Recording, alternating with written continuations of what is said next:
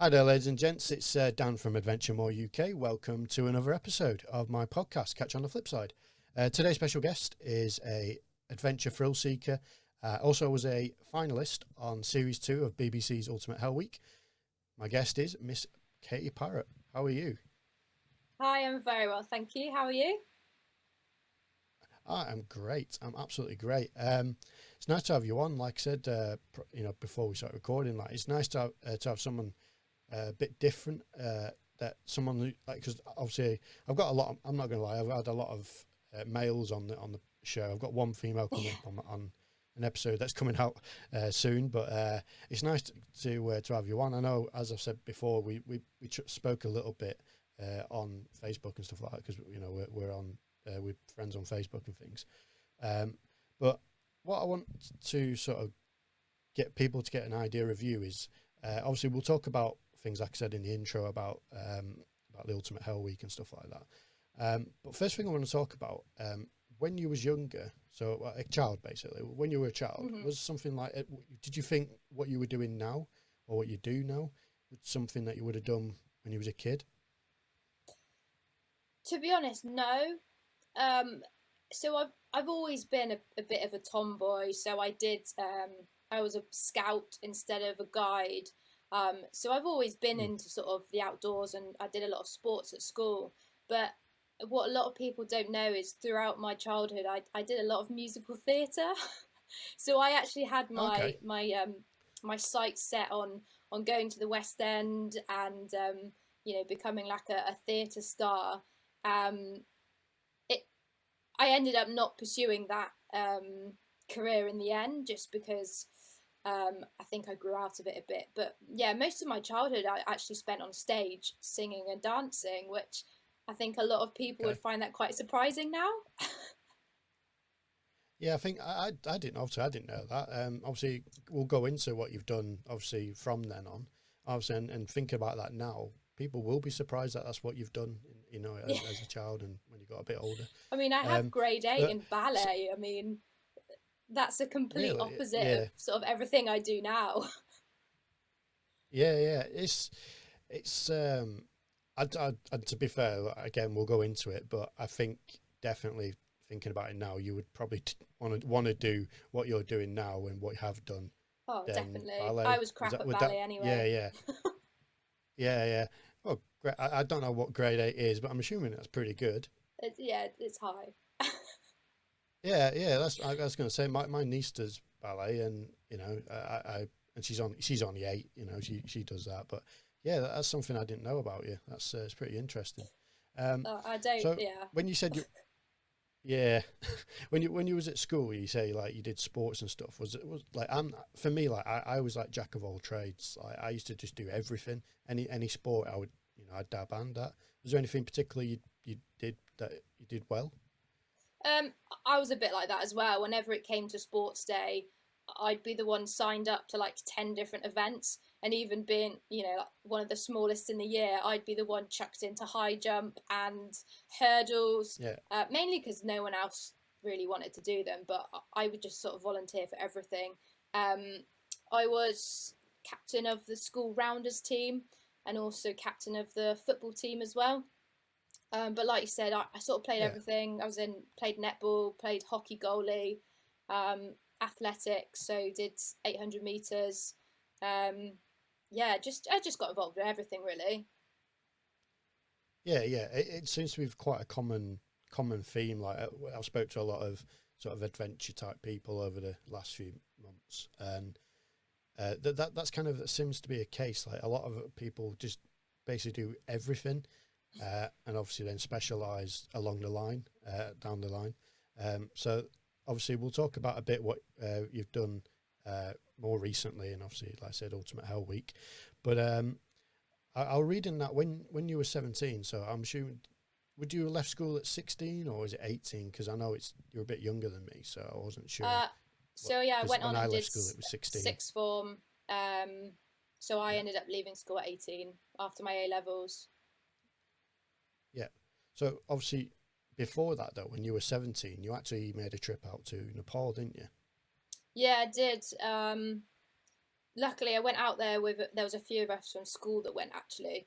Um, and we sort of did trekking along the Annapurna Range and volunteered at a school and helped build a fence and tried to teach the kids some English, which was an amazing experience. But frustratingly, the year before there was a trip to do Everest Base Camp, so I would have been 16, and I went to an all-girls school, and this was going to be a joint trip with our sort of brother school, so an all-boys school, also in Bristol. And unfortunately, I was the only girl that wanted to go. So unfortunately, they wouldn't let me. So I'm still gutted to this day that I missed out on heading to Everest Base Camp at 16. But I still got an amazing trip the year after anyway.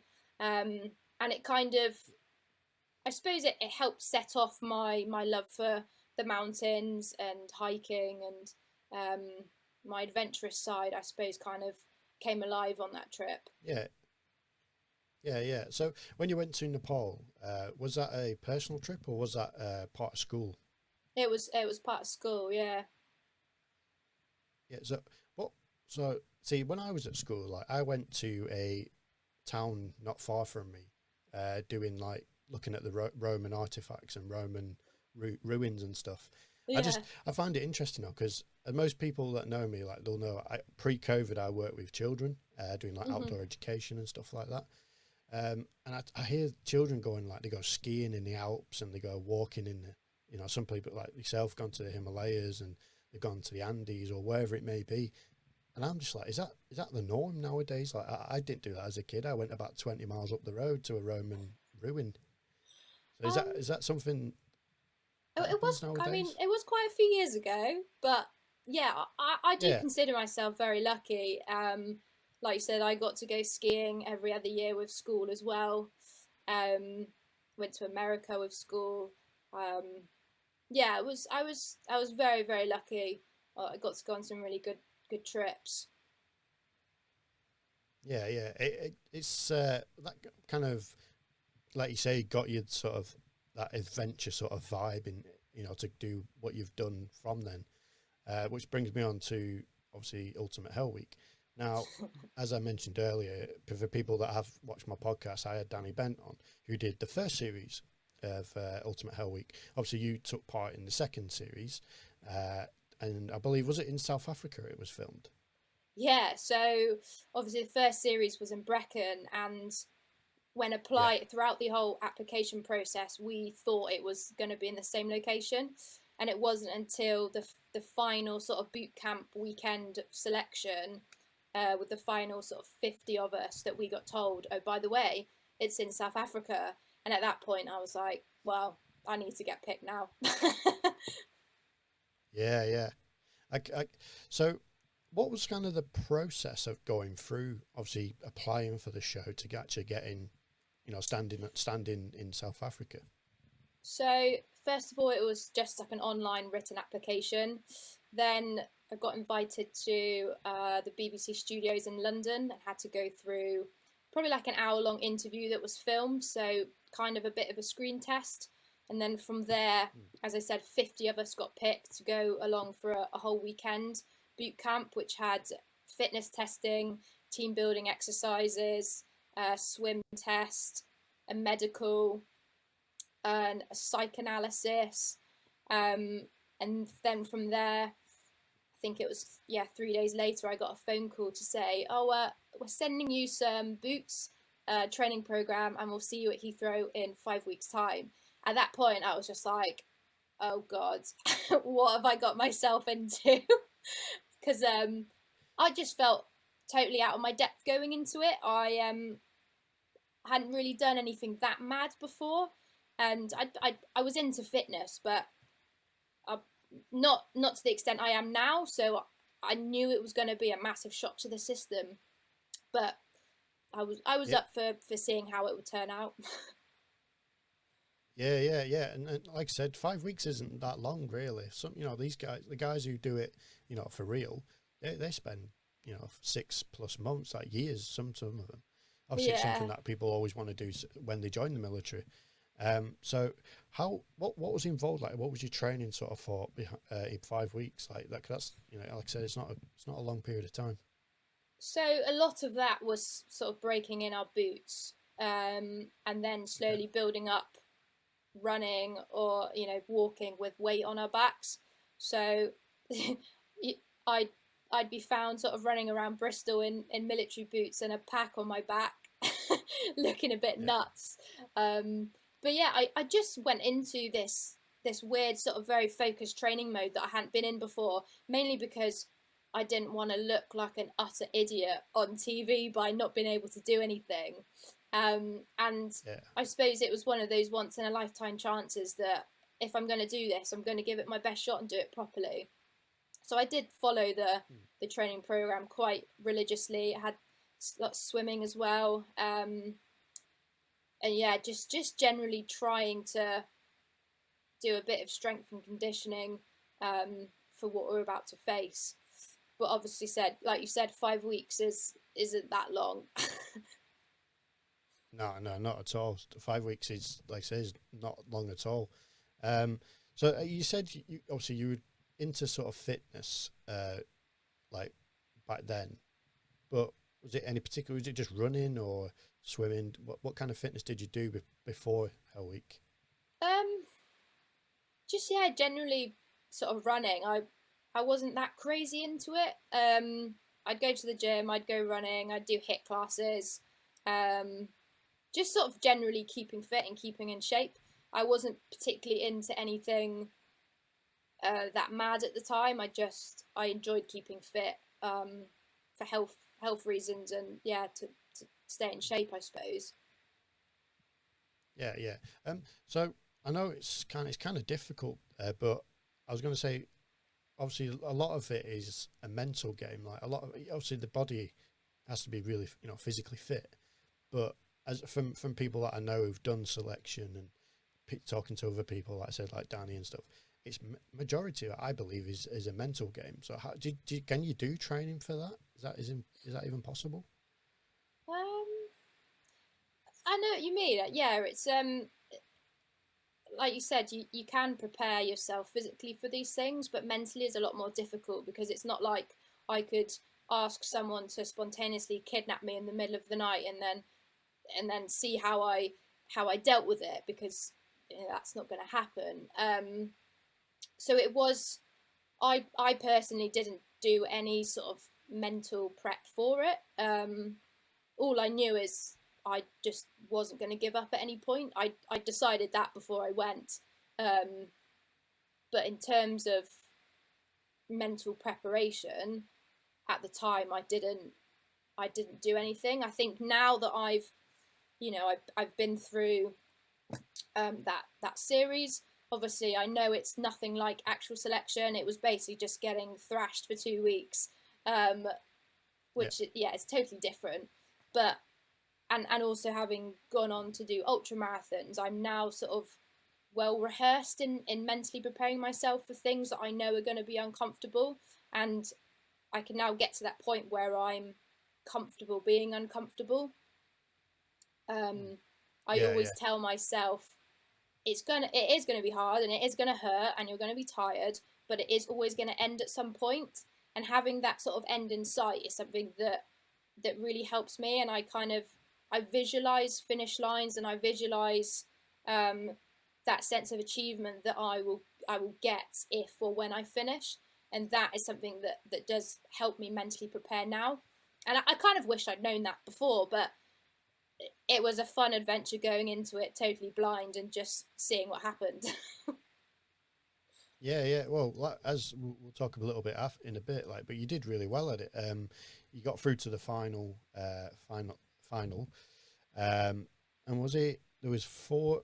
This is something that again I wanted to bring up because obviously in the special forces, obviously there isn't you're not allowed to be apply if you're a female. And I think You can now, obviously actually, it's that open. something I think can you actually apply to be in the Yeah, SCS? I didn't know that. Like, yeah, oh, it's that's it's open something now. I learned. All right, that's something I was under the impression you couldn't join as a female. Again, you should be able to. I believe you should be able to. You know, I've met, you know, females that are a lot fitter and stronger than a lot of people I know, and obviously to that level as well. Now, you must have, you know, because I think there was was it the Australian SES guy who was from the first series, but the others they were new, weren't they? They were new from the first series. Yeah, so we had the South African Recce's, the Polish Grom, the American Green Berets, the South Korean sort of Navy SEALs equivalent, the French GIGN, which is like urban war crimes, and then the Australian SAS. Yeah. Did you find any of them more harder than the others? In terms of the guy training us, I didn't like the Polish Grom. He was quite terrifying, actually, and he kept making comments like "women do not belong here," which is always helpful when, you know, you're face down in the dirt in the middle of the night getting thrashed. But the hardest episode for me was the third episode, which was with the American Green Beret. It was, for a number of reasons, it was really tough, and I genuinely thought I was going home at the end of it. So I was quite surprised when I then made it through to the fourth episode. And I'd always said to my friends before I went out there, I said, if I get to the fourth episode, I will be so happy. I'll be over the moon. So then when I was still there in the sixth and the final one, I couldn't believe it. You know, I never went there to try and win. And quite a few people have said to me, "Oh, you gutted that you didn't win." And actually, no, not at all, because that was never my intention. I went there on more of a journey of self-discovery, as cheesy as it sounds, but I wanted to see how I would cope under those physical and mental strains. So in my eyes, the fact that I'd got so much further than I ever imagined I would, in my eyes, I'd won personally. And I think that's why I loved the experience so much, because it then revealed this physical and mental resilience that I never knew that I had. Yeah, I think that's definitely something that I've noticed a lot of people say, because end of the day, like, I don't think there'd be many situations where you're going to push yourself that hard in that situation, like sort of yourself. You're always going to be a bit sort of reserved, I feel. Like, I know from my own point of view, like I couldn't have pushed myself harder than I was in the military nowadays, because there's something about being under that kind of pressure that puts your mind and puts your body a bit more, sort of pushes that extra sort of 10-20%. Yeah, you just keep going, and you're like, where has this energy come from? I haven't slept in days. Yeah, I can totally understand that. I know, not obviously on that level, but I remember when I used to do cross country at school, and on like long distance running events. That was my thing at school, and I remember I used to be able to sort of, I don't know where, I could be the most tired I've ever been in my life, the hardest race I've ever been in, you know, and I've raced up to sort of national level, and the last 200 meters, I would like absolutely sprint my little legs off. And then I think to myself, where's that come from? Like, about, you know, 4 seconds earlier, I was absolutely knackered. I couldn't do anything. I was nearly puking my guts up. But then the last 200 meters, I could probably give Usain Bolt a run for his money. You know, it's weird. Yeah, the body is an amazing thing. It is, and so I read an article about, you know, you heard of Eddie Hall, obviously world's strongest man. He was talking about when he deadlifted 500 kilos. Obviously, most normal people can. Yeah. So it's a lot. That's insane. He did that a few years ago. It's crazy amount of weight. And I remember him saying how when he went and seen. He had to go and see all these psychologists because, as strong as he was, he could never get to the 500. He was always stuck at, I think, about 460 something, maybe 470, and he had to go and see a psychologist and psychiatrist and all that sort of thing. And they were saying there's like a stories where, you know, like him being as strong as he is can use sort of 70% of his muscle fibers. Obviously with the adrenaline that he has with the event, but then he was saying there's stories of, like, you know, mums lifting a car off the children, you know, in a serious accident, and able to lift a car off the kids, and they're able to use 100% of their muscle fibers to do that. And obviously these people, you know, similar to yourself, you know, they're sort of just slender, normal, you know, women, and they're not strong women, as in the sense of it, and that's something that I feel once you put under pressure, when it's not life or death, but there's that connection there to sort of release, like I said, that extra 10-20% of your muscle fibers, or you know, your energy. And that, I don't know if that's something that is something you've done before, but it's just something I've heard and I read about.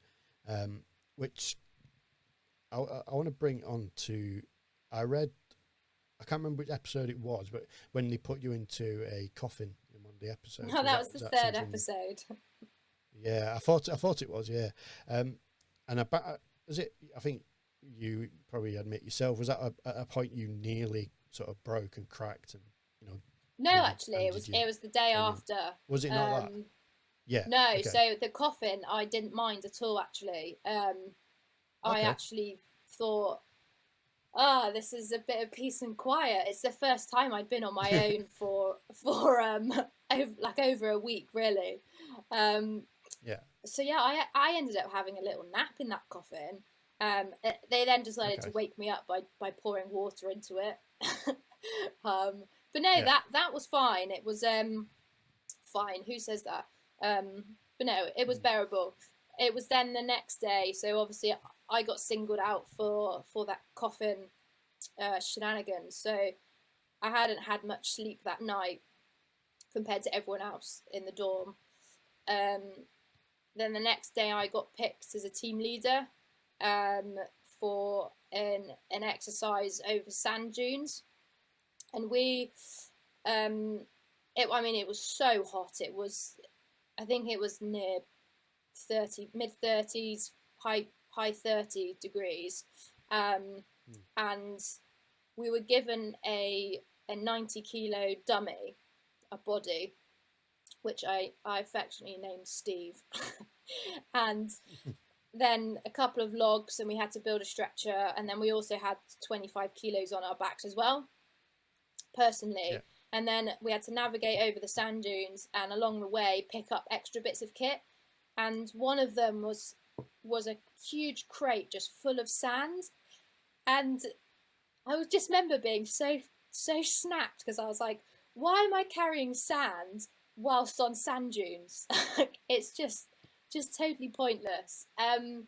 So yeah, we were in two teams, and I think by the time we'd picked up all the kit, we were probably carrying about 300 kilos between 6 of us, and I only weigh sort of 55 kilos, so near enough my body weight on the sand.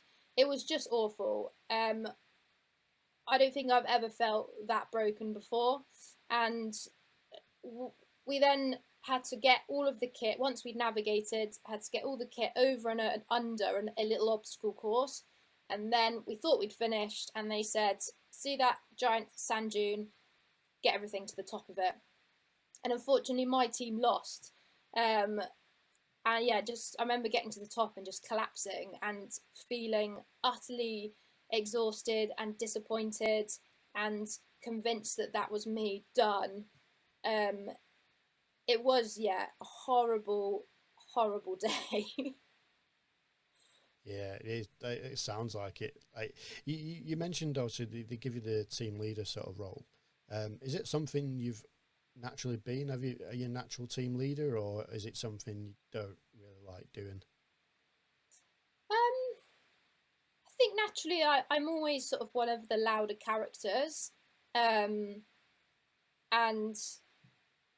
yeah, I take up sort of leadership roles. So at school, I actually ended up being deputy head girl. Hmm. So yeah, and I loved taking on that role. And yeah, like I mentioned, I was captain of a couple of sports teams. But I think for me, leadership is about. It's not about you personally. I think it's about your ability to bring out the best in a team, um, Yeah, yeah, rather than being like, "Hey, look at me, I'm the best." It's about bringing everyone together and looking at strengths and weaknesses and making sure that everyone has the chance to shine and bring their best attributes into a team setting. yeah, yeah. No, I totally agree. Like, I know for myself, like for instance, when I first left the military, believe it or not, I was not a leader at all. When I mean that, I don't mean like in a selfish way. I just mean I was very shy and very self-conscious of, and people know my background, which I won't go into again, so they know where I'm coming from. But I've grown into being that character, and I think it comes from a particular experience. Now, for yourself, is it? Did you feel like, obviously, I know you mentioned at school you're a captain of certain sports and stuff, but did you kind of grow more into a leader sort of role or characteristics of a leader after you've finished Ultimate Hell Week?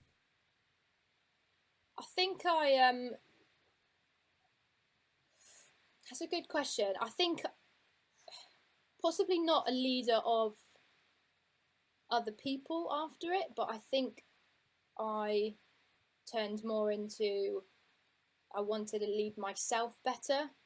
Um, I I personally don't think that you can lead other people until you know what you're capable of and you know how to conduct yourself and lead yourself in certain situations, and you can then pass on those experiences to other people.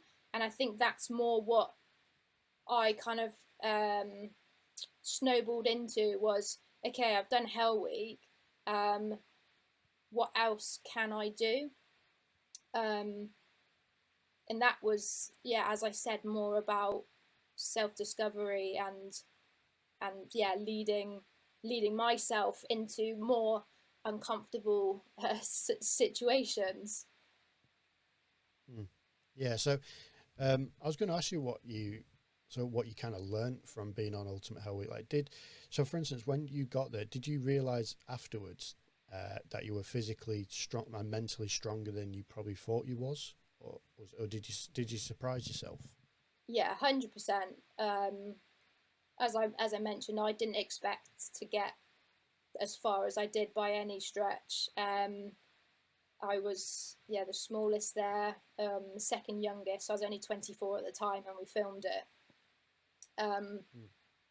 and yeah, just I had no real expectations, and I think that's probably what helped get me through. Actually, is I was just took each day as it comes and went, let's just try and get through another day, um, get Yeah, some sleep, wake up tomorrow, and just do it again. Um, I didn't go into it thinking I'm gonna win this because I never thought that I would. yeah, yeah, So I yeah. No, guess I didn't have I that can see. pressure on myself. Yeah, I think the small goals, the short-term goals, is something that is again, it's just a quick sort of thing that I do with children. Like, so when I teach rock climbing, for instance, Mm. they look up at the climbing wall, and I'll say to them like, where do you want to get to? And then you always get the confident kids are like, oh, I want to get to the top. I'm like, right, okay. But then you'll get the ones that are not so confident, and I'll say to them, look, and if you can get your feet off the floor, that's great. Then look at it and go, look, take yourself up to that black line, then get to the halfway. And I always say, I use the staircase method. That's what I like to call it, the staircase method. So I always say to them, look, if you want to set yourself a goal, this is obviously in any sort of situation you can use this, is just imagine your goal is right at the top of that staircase. And on that staircase is small little steps. So each of them steps is a small goal that you need to, to complete or achieve to get to that big goal. And obviously, I always say, look, what happens if you take too many steps at once? And people say, oh, you might fall and slip. And I'm like, yeah, exactly. So if you try and go way ahead of yourself, then you may slip and fall, and you'll end up back down at the bottom, or at least a few steps back. But if you keep walking up them steps, you're going to get there eventually. And I think that's something I've learned over the years. And again, it's one of the things I love talking to kids about. So that's something, hopefully people who are listening might be able to use that analogy. That's something I like using. Absolutely. It's and that's actually so relevant to my current situation. I'm now 9 weeks post quite a large knee reconstruction, and so many people have said, oh, you're going to be the worst patient ever because you'll want to, the day after you're up, you want to go run an ultra marathon. And like you said, it is all about those small wins. And actually, I'm being a much better patient than I thought I would be. I am taking that one step at a time. And I suppose translating that sort of dedication I had to my normal training regime and using that in my rehab instead. And yeah, like you said, if I went and tried to do too much right now, I could end up with a busted knee made out of cheese string again, which is something I don't want. Yeah. So it is all about those small wins. Like I've just been allowed to squat with a kettlebell, and I'm like, woohoo, that's success. Yeah. I can understand. Like again, the people that I've spoke to over the last sort of number of weeks are kind of they're basically the same kind of people. We want to get to a certain point like as quick as we can, but for instance, for me, like I'm the same as you. Like I had an injury where I broke my forearm playing rugby, and literally like about 2 weeks after I got my cast off, I was like, I want to play again. I want to play. And then not thinking about like I had no strength in my forearm at all. I could barely hold it up. And yeah, I can completely understand. And that's something I was going to ask you about is your knee, because I know you've had a lot of problems with it, and I was going to ask, I might as well come on to it actually if we're talking about it. So while we're with here, your knee, like is that while we're here? Yeah, why not? Obviously, as I mentioned, you're obviously still pretty young, like, but you do a lot of stuff. Like I know you do a lot of long distance and like you say ultra marathons and stuff. Is that something? Do you feel like you've just been unlucky, or do you feel like you've pushed yourself a little bit too hard? Is there a reason? So I was actually on the commando course at the time when I got injured, and it was just an unlucky injury, unfortunately. I dismounted the 6-foot wall with 17 pounds and a rifle on, and just did a crap landing. So as I landed as I turned, and my knee just popped instantly. It was just a freak accident, unfortunately. And I'm gonna get all my rehab done and do all the proper strength and conditioning and get myself back as fit and strong as possible, but I'm hopefully not going to let it stop me from getting back to ultra marathons and military training. No, I don't think I've pushed myself too far, not yet anyway. Not yet. No, definitely not yet. Not yet. You've got plenty of years in you, plenty. I'm the same. Like I said, I've got plenty in mine. I was because we're talking about like ultra marathons and long distance sort of endurance events and stuff. I just want to talk about the 400k kilometer hike you did through Bulgaria. I read that so about what you did. Yeah. That was actually that was a few days after I finished filming Ultimate Hell Week. So right, okay. I'd already planned to do this, and I said to the production team, look, I've got flights out to Bulgaria on this date, and they said, okay, well, if you get to the final, you'll have a couple of days to turn yourself around and then get to Bulgaria. And I was just, don't be silly. I won't get to the final. I'll have loads of time. And then, yeah, got to the final and flew back from South Africa, got to the UK, quick turnaround. And then, yeah, within 2 days, I was on a plane to Bulgaria, ready to do a 400k trek along an entire mountain range called the Rhodopes in southern Bulgaria. So I didn't really get a chance to sort of decompress from Hell Week. I just went straight on to the next thing, which it was an amazing adventure. It was, proper wilderness. At times there was no real tracks, and it was a route. Well, there wasn't an actual route, so we had to plan it using 1980s Russian military maps. And GPS, and it was great. I mean, for the entire month we didn't see another person trekking, so it was like we had this entire mountain range to ourselves, apart from the little villages that we would stumble across, and they just looked at us like we were insane, like, what are you doing here? How did you get here? But the local people were incredible. They were just so welcoming, and the amount of gifts that I got given, like an apron and slippers. One man tried to give me a puppy, and I was like, can't really carry a puppy for the next 300 kilometers. But yeah, it was amazing. It was pure wilderness. Woke up with a tortoise in our tent one morning. Had to trek with bear spray in a holster, so I kind of felt like the nature version of Lara Croft. Sadly, not quite that cool. It was just beautiful, and I think actually it was what I needed after Hell Week, because quite often after something crazy where you've had adrenaline pumping through your body, or long distance events that you've trained for a long time, you have that sort of come down afterwards. It's been such a hype, you do it and it's amazing, and then you're done and you're like, oh, what have I got now? So I think it was actually quite good to just go straight from South Africa to Bulgaria and just straight on another adventure.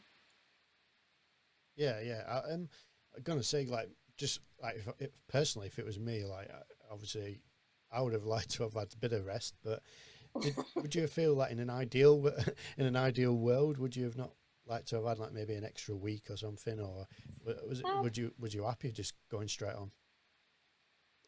Another couple of days would have been nice, but I was quite happy just still riding on that wave of what the hell is going on.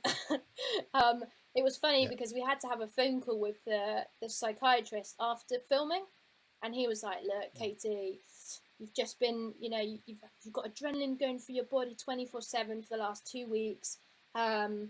It's gonna take its toll on you. You won't feel it now, but in sort of like 4 or 5 days time, you're gonna have a low. And he was like, I just recommend that you don't do anything for 2 weeks, just properly rest. And I was like, that's not gonna happen. And he was right. It was a few days into the trek, I woke up and just went, right, today is that day that I feel down. So I just said to the 2 lads that I was with, I was like, right, just let me walk on my own today. Let me, get a super early night on my own. And yeah, they just let me crack on and woke up the next day fine. It was one of those weird things. Yeah. I think that, you do need that sometimes. And I can imagine, I do talk a bit about mental health and stuff like that, and, mindset and things. Now, when you're on the track, how long was the walk, by the way, the Bulgarian walk? So we went out there for a month, and we averaged about 20k a day. So total trekking days was about 20 days. We had a couple of sort of rest days along the way. If we found like a really nice wild camping spot, then we'd just stay there for another day. But yeah, it was pretty full on. Because I know you're quite passionate about looking, obviously, same for me, like looking after your feet and things like that.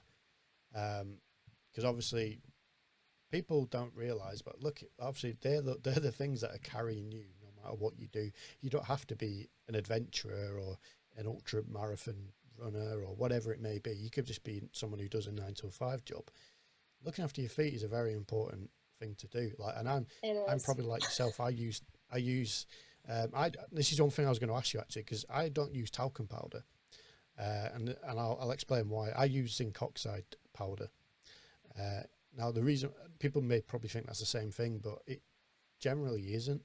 Now, the reason why I don't use talcum powder is something that I've learned over the years, again, being in the military and doing a lot of walking and stuff nowadays over the years, is I feel like talcum powder just mushes up into a mush, and like a paste. it becomes all slimy, like a paste. Yeah, that's the one. Yeah, it sort of, you know, amalgamates into a paste, and that actually I feel like can cause you more issues, especially obviously if your feet are sweating and all that horrible manky stuff. But so I think zinc oxide, I know it's a bit of a technical thing, but I definitely feel like looking after your feet is absolutely key, especially doing what you did. Now, just slightly going back to Hell Week a minute. When you was on the Hell Week, did you get time to look after your feet? As in, when I mean time, obviously you got, you know, a few minutes to yourself, but how easy was it to look after your feet? They did give us, you know, little bits of downtime to obviously shower and that. And if anyone did have major issues, then there were medics on standby. So luckily, my feet did really well on Hell Week. Yeah, we used talc, all the usual stuff, but I didn't suffer any blisters, luckily.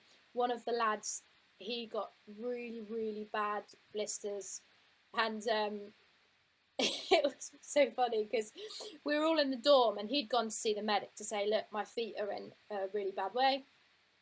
And they said, yeah, we'll come up and see you in the block.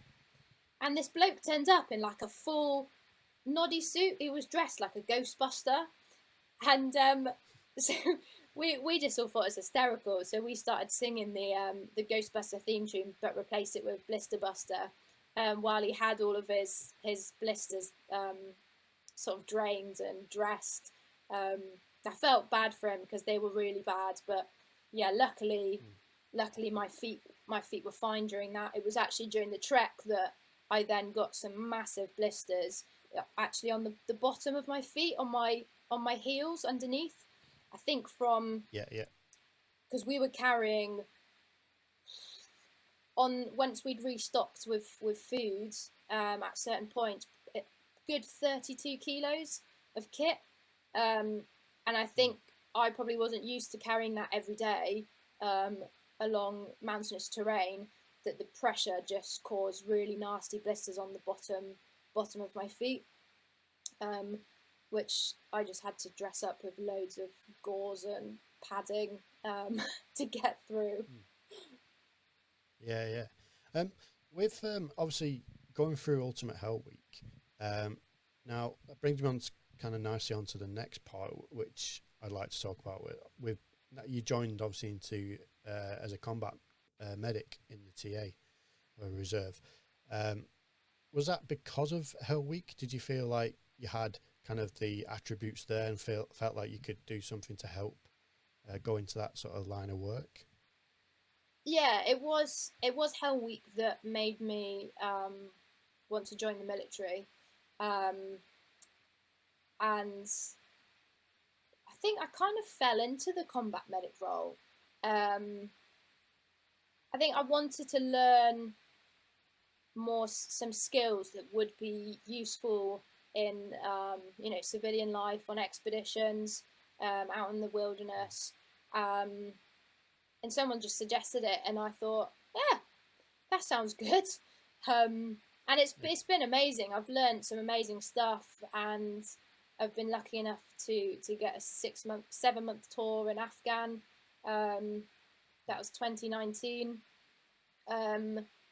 I've deployed out to Armenia to do some training troops out there.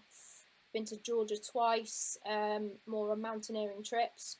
But yeah, that's been amazing as well. I've been so fortunate in the experiences I've had within the Army Reserves, that it's turned into more than I ever thought it would be.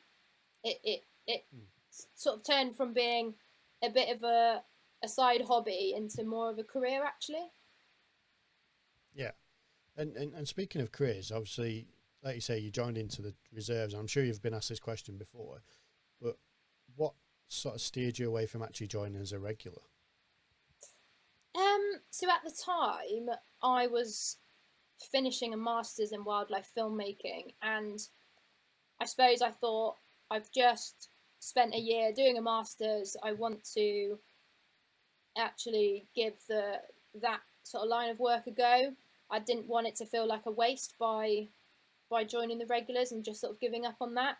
And actually, I'm really glad that I have stuck with the reserves. And it sounds mental, but I think because I have sort of that freedom to treat it as kind of another freelance job, that I have the flexibility to say yes to lots more opportunities. And you know, I've worked with a lot of regulars, obviously going on tour with them, and done quite a few regular courses as well. And so many of them have said that I've done so much more than them. I guess because I'm not constrained by a regular unit, I do have that freedom to put my hand forward for tours or courses, as long as it fits in with sort of everything else going on in my life. So actually, it's worked out really well for me. And yeah, I consider myself really lucky for all the experiences that I've had. Yeah, exactly. And you know, there's so many things we could talk about. But obviously, one thing I will say is, like, one key thing I like about people like yourself and other sort of adventure endurance athletes that I've spoke to is just taking sort of that opportunity. Now, there's a saying that I'm going back to talking with kids now, but people say, oh, you got to just find that perfect opportunity and this, that, and the other. And I always say to people, that's a load of rubbish. There is no such thing as a perfect opportunity. You've got to create that opportunity. An opportunity will hopefully, well, unless you're very, very lucky, I would say an opportunity doesn't just fall on your doorstep. See, I don't believe in luck. I'm similar with you. No, I don't. You make your own luck. Yeah, no, I agree. You know, just in general life, really, things aren't just going to fall on your doorstep, like I said, or fall on your lap. You've got to create, you know, the opportunities. You've got to go out there and like I said, speaking with people like yourself, like it's a very common theme. Like I spoke to a good friend of mine, James Ketchell, who sailed across the Atlantic. Sorry, not sailed. Mm-hmm. He rowed solo across the Atlantic, and he told me his story. People obviously can check it out. It'll be on a forthcoming episode. He spent a lot of time physically and obviously money and obviously time to even just to get to the start line. And he said that was the hardest bit for him, was to get to the start line, which I think is the case in most scenarios. Because, like you say, it's not just going to fall on your lap. Is that something you kind of relate to? Yeah, definitely. You know, I'm in, you know, a very privileged position to be supported by these guys, Montaigne. But that's Montaigne, not something that's just, you know, fallen in my lap. I've had to do multiple ultra marathons, and lose many toenails and hallucinate and cry my way through some of them, to get that. You know, quite often people say, "Oh, how can I get sponsored by Montaigne?" And I was like, "Go and run 100K," and then you know, that's what I did. That's I think that's a common question. Like most people, like I've asked people like yourself, and you know, and other people on my podcast before, the same question is not from my point of view, but there'll be people asking, how do you get them sponsorships? How do you get this, that, and the other? you just got to go and put the hard work in. It doesn't just come to you. Like big companies like that aren't just going to go, right, here's however many thousands of pounds, go and do what you want with it, go and do a big expedition. You've got to put the hard work in. Now, I just want to ask you last couple of things. I don't want to take up too much of your time. Last couple of things. So I know you've talked about, like, I was going to ask you what you want to do next, and somewhere I read there's a couple of things you want to do. One of them being walking the length of, is it Sri Lanka? One of them was doing an Ironman, which is something I want to do. I want to do an Ironman because the main UK Ironman, which is in Bolton, like, I'm from Blackburn myself, so Bolton's right next door. So that's something I want to do. Obviously, hopefully, you know, pre-COVID or post-COVID, sorry. And you want to row an ocean as well, I believe. So they're three things you still got in your head that you want to do. So I actually managed to tick off the Ironman thing over the summer. So it was an unofficial one, but my old boss, Monty Halls, he was meant to do a full Ironman. Obviously, COVID messed everything up, so he decided, well, I'm going to do one on that date anyway. Rang me up 5 weeks before and said, hey, KP, do you fancy doing an Ironman in 5 weeks? And I was like, why are you only giving me 5 weeks notice when you know I'm going to say yes? And this is part of my problem. I don't know if it's a blessing or a curse, but I'll just sort of say yes to most things that I think will be a fun or unique challenge, even if it's totally out of my depth. So he planned this Ironman for the Royal Marines charity to raise money, and it was around Devon. So the sea swim was something I'd never done before. I'd never swum in the sea in my life, and ended up doing 4.5K in the sea. Dragged myself out like some kind of beached whale, and then got on the bike. The furthest I'd ever cycled was 80K, and obviously this was 90K, and then this was 180K with 8,500 foot of climbing. So it was just a hideous route. And then the marathon was a coastal trail marathon with 3,500 foot of climbing. So the course he chose was pretty disgusting. But I think I went and did it, and I finished it, and actually had really good fun doing it. I think because it wasn't an official thing, I went into it thinking, do you know what, this is just going to be a really long day of fitness. And I had some great people that supported me as well. So a few people came and did the bike with me, and then a couple of guys ran with me as well. And we just had an absolute laugh, had music on the bike, and just enjoyed it, which I think was awesome. And it took away the fact that, you know, after 17 hours, I was running like I was on my way to Amarillo. I was like that, just in so much pain, but just having a laugh. And I think that for me, like, I'm not an Ironman. I'm not a triathlete. And people have such a fear of you know, that word, the Ironman or triathlon.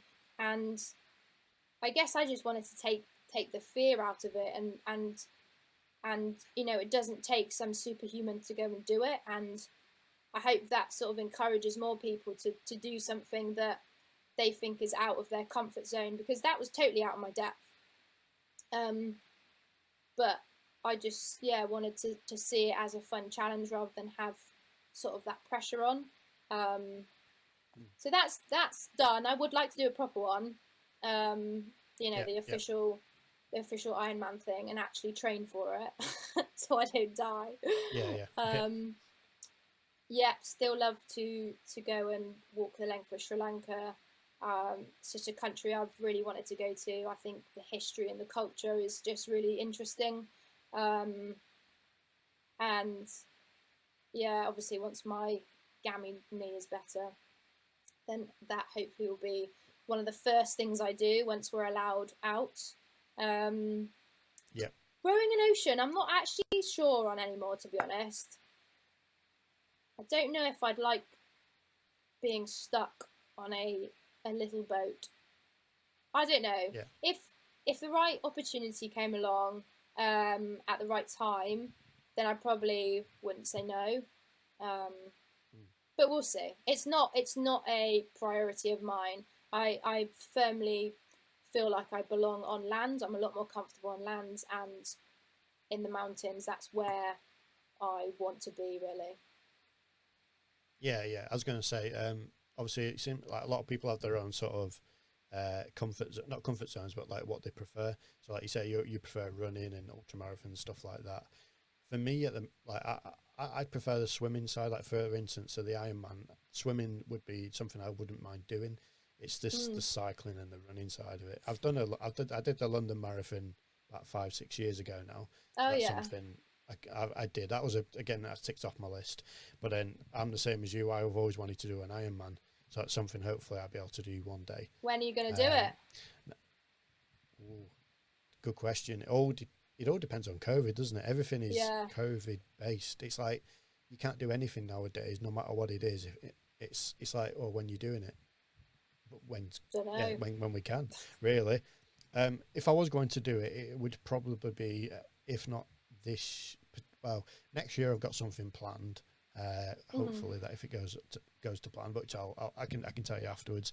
Don't want to say too much because people would be like, oh, it's not possible and stuff like that. As much as I don't listen to people, I'd rather just keep it to myself for now. That's fair enough. Yeah. So my last thing I want to ask you, this is my very last thing. I ask most of my guests this, is if you could pick a perfect adventure, so you'd have to pick where you'd go, what type of activity, and who you would go with, what would you do? Ooh,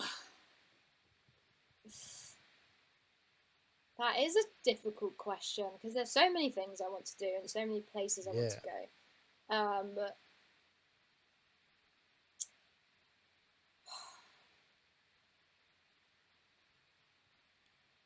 Quite a lot to think about. I know. My brain is going 1,000 miles an hour. Like, right, you want to go here, here, here, here. Yeah.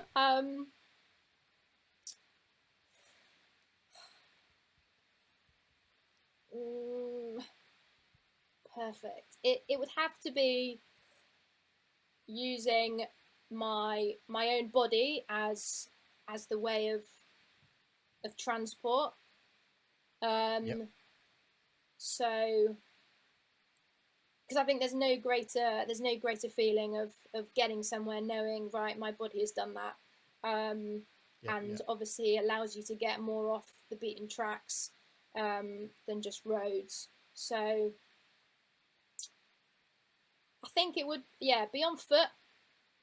It would have to involve mountains for sure. I'd have to summit some awesome peaks, and who with and where. I still don't know where. I've already said I want to do Sri Lanka. Do you know what? I'm going to keep it simple because of everything that's been going on, and we kind of realise you can't take travelling for granted. Right now, I'd want to go and walk the length of the Pyrenees with a couple of my best mates. Nothing too mental. There's already trails there. Just spending time with people that I care about in amazing scenery it's all I want right now. And that's what I'm really missing at the moment is just being with my friends and laughing and appreciating them, appreciating the world that we live in, and just that sense of freedom, I suppose. So I'll go for the Pyrenees, the length of it, with a couple of my best mates. Oh, awesome. It's interesting to see what people say. Like, I know I've had a lot of people say, like basically the UK, somewhere in the UK, because obviously we've got a lot in the UK that people don't realise, and people take for granted. So for me, like, I'd go somewhere, potentially I'd go in the UK, and I'm going to mention mine again, because I always mention mine, because I'm hoping that one day you might listen. and actually it might invite me to come with him. But I'm a big fan of Leveson Wood. Yeah. He's an awesome bloke, and I'm hoping one day, I've met him, not in a expedition type of capacity, but I've met him at one of his talking sort of events, and I'm hoping to see him again this year. But I'm hoping one day he'll invite me to go on one of his expeditions. So that's who I would pick. I don't know where. Somewhere walking, like you say. I would prefer doing something, i.e. walking, running, but in my case probably walking, because I'm not the greatest runner. So yeah, I feel that'd be good. Thanks. I will say thanks, Katie, for coming on. It's been an absolute pleasure chatting to you. No, thank you for having me. It's quite interesting. It's been nice to chat. Nice. Yeah, it's nice. It's nice to just to speak to different people. And for me, this is it's me kind of not venting, but it's kind of me meeting interesting people and getting and hoping that people like yourself can inspire other people, because I know obviously, as everyone knows in the world, we're going through a tough time at the moment. So it's just good to sort of keep things positive and help people along the way, because I know there's a lot of people who probably are struggling. I have been one of them. So I really appreciate it. I was. Yeah, I can imagine. I can imagine. One thing. So where can people do you use social media? What's the best way to sort of keep an eye on what you're doing? Yeah, so I'm on Instagram, just katy.parrott, and also on Twitter, which is parrotkaty. Okay. Well, yeah. Like I said, what I'll do is I'll put them in the description. I'll make sure that people can find you, and if they want to see what you've been up to, then hopefully they can, like I said, take some inspiration from what you do. Yeah, I hope so. So thank you very much. One final message. Yeah, absolutely, go for it. I think the important thing is for a lot of people is, like you said, it's about small wins, and you don't have to run ultra marathons or climb mountains or do anything like that to be sort of proud of yourself. Like, everything is relative, and that's something that I always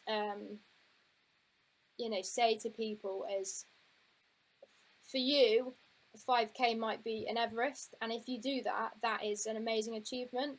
And especially during these times where everyone is finding it difficult, I think just to focus on small wins, even if it's, do you know what, today I got out of bed and actually brushed my hair, then take that as a pat on the back. I know you feel. You brush your beard. I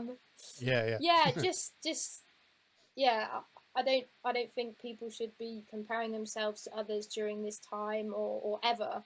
And just try and keep positive, keep smiling, and we'll get through it. Yeah, we will, and it's a great way to sort of bring it to an end. So thanks, Katie, for coming on. Like I said, if you want to check out Katie's stuff, I'll put it in the description. I'll make sure all the stuff's in there. Keep an eye on what I'm doing. I've got more podcasts coming out in the year. Some loads of important and interesting people. Please make sure that you like the video, subscribe to the channel, and if I don't see you soon, I'll catch you on the flip side.